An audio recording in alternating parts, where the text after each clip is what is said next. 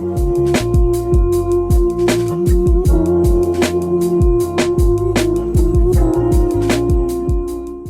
what's going on, everybody? My name is Curtis, and today I'm going to review episode 4 of The Waterfront.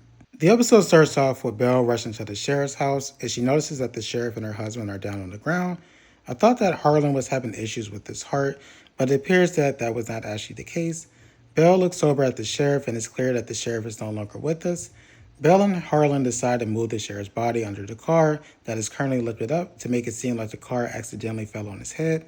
Belle pulls a knife out of the sheriff's neck and walks away. And then Harlan grabs a bat, hits the car, and this makes the car fall down and crush the sheriff's head. And I was just like, damn, that sucks. The funeral happens fairly quickly, and you know that not only did Belle, Harlan, and Kane attend the funeral, but they were also hosting a dinner for the sheriff's family, and I was just like, wow, that is fucked up. Speaking of Harlan, he notices that the person who we later find out is named Stevie is staring at him. He also notices that a person named Emmett is in attendance as well, and Kane notices that Sanchez is there. After the funeral is over, Harlan and Belle, they drive to the fish house to get ready for the sheriff's family, and Harlan notices that Stevie is walking by. He tells Belle to go inside while he has a conversation with Stevie, and Stevie actually gets to the point with him, and I was impressed. He tells him that he knows that he's responsible for the sheriff's death, and Harlan decides to redirect the conversation and starts talking about Grady. And this actually shocks Stevie a little bit, but he fixes his face fairly quickly and acts like he doesn't know what he's talking about. But Harlan's like, you know what? Just reach out to Grady, tell him I want to meet with him, and then he walks away. Kane and his wife Peyton arrive at the restaurant, and Kane notices that Sanchez is there, and I know he's probably like, fuck, inside of his head. Peyton notices that Kane is looking at Sanchez, so she, along with his sister, attempts to get his attention, but he cannot take his focus off of Sanchez. Kane eventually ends up walking away from them and ends up meeting up with his mom to talk about the deal that she was working on with Wes.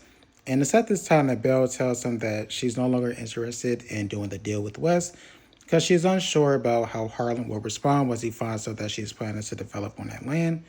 Me personally, I think that she's scared that she's going to fall in love with Wes or that Harlan's going to find out, that she was having sex with Wes. And I'll be honest with you all, I would be scared as well if I was her about Harlan finding out that they had sex because Harlan is crazy. And not only may he do something to Wes, but he may do something to her.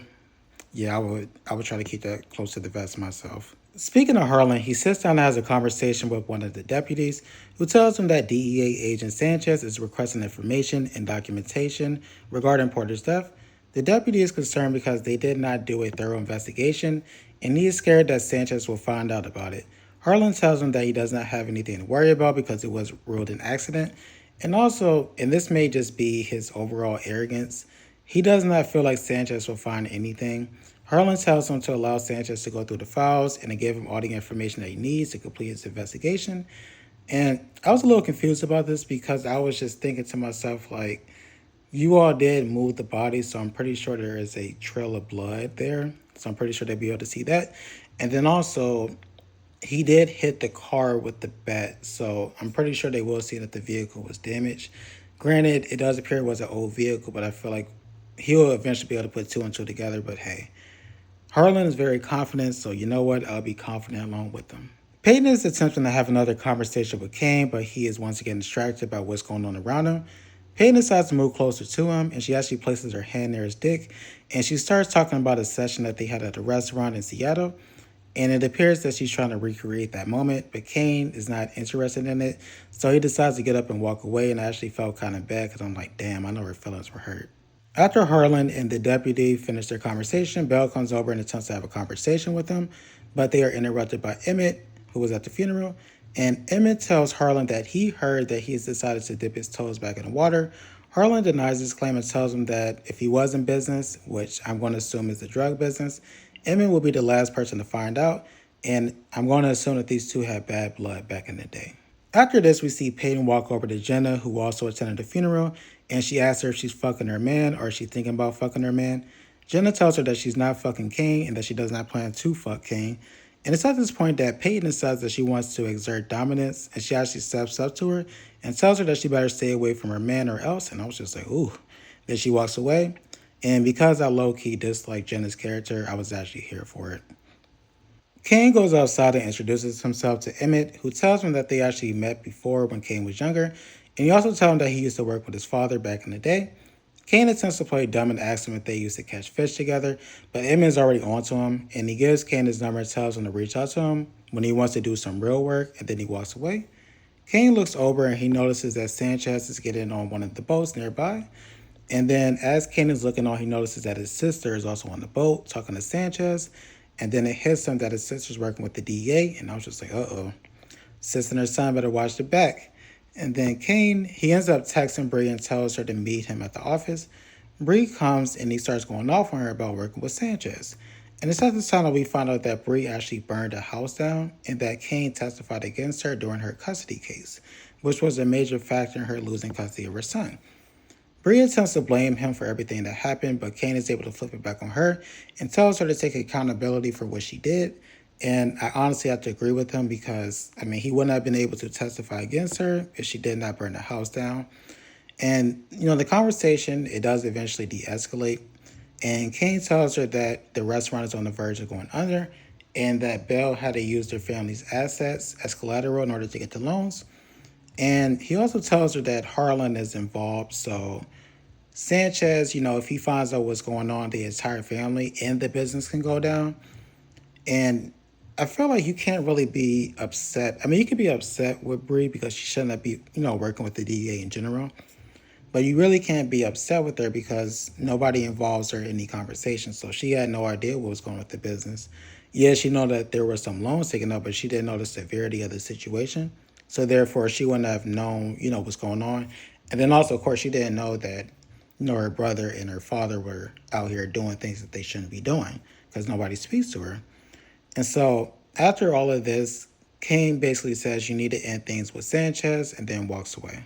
After this, we see that Belle finally gave Harlan some pussy, and then Belle tells Harlan that, she has something to tell him. And then the scene flashes over to the bar area of the restaurant, and we see Sean behind the counter. Harlan tells him that Belle told him everything, and he actually embraces him, and I was actually happy for the both of them.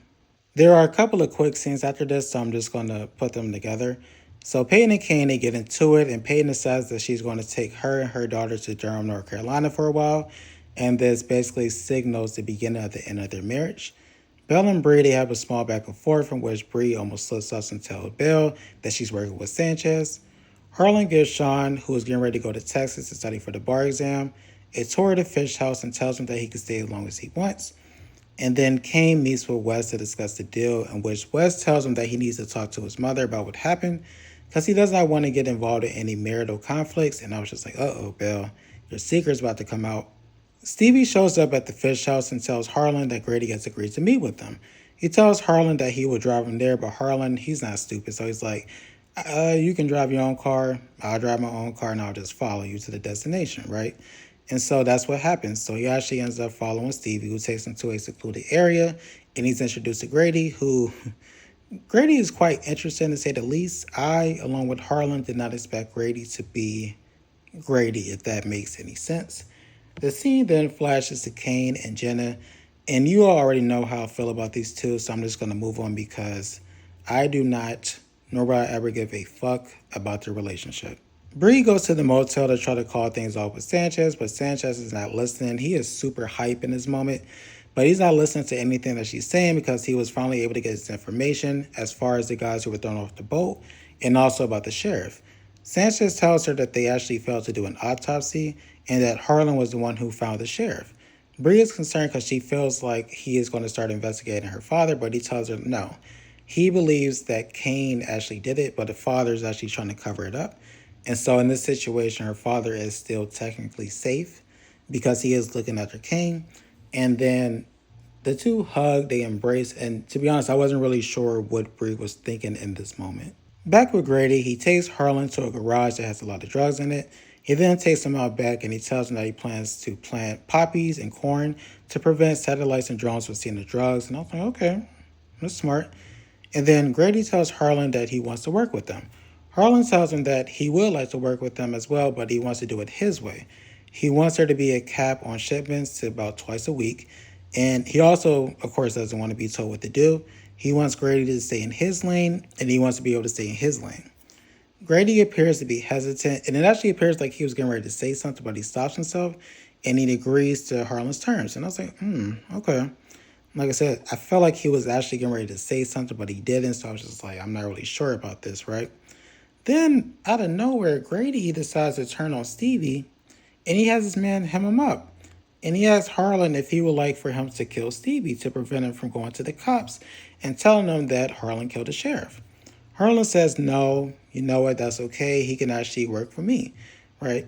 And it's at this point that Stevie realizes that regardless of what Harlan says, Grady is going to kill him, right? So he tries to make a run for it.